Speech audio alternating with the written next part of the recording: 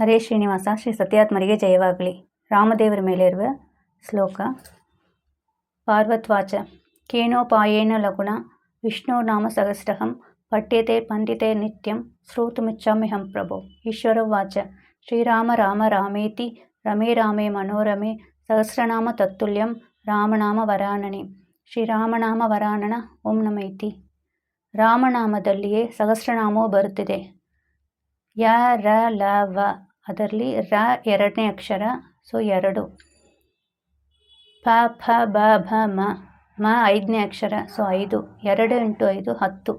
3 ಬಾರಿ ರಾಮನಾಮ ಹೇಳಿದರೆ ರಾಮ ರಾಮ ರಾಮ ಎಂದು 2 × 5 10, 10 × 10 × 10, ಸೊ 1000 ಬರ್ತದೆ.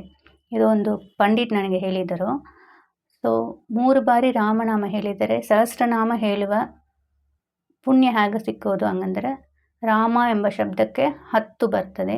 3 ಬಾರಿ 10 ಗುಣಿಸಿದರೆ 10 × 10 × 10 1000 ಬರ್ತದೆ ಎಂದು ನನಗೆ ಹೇಳಿದರು.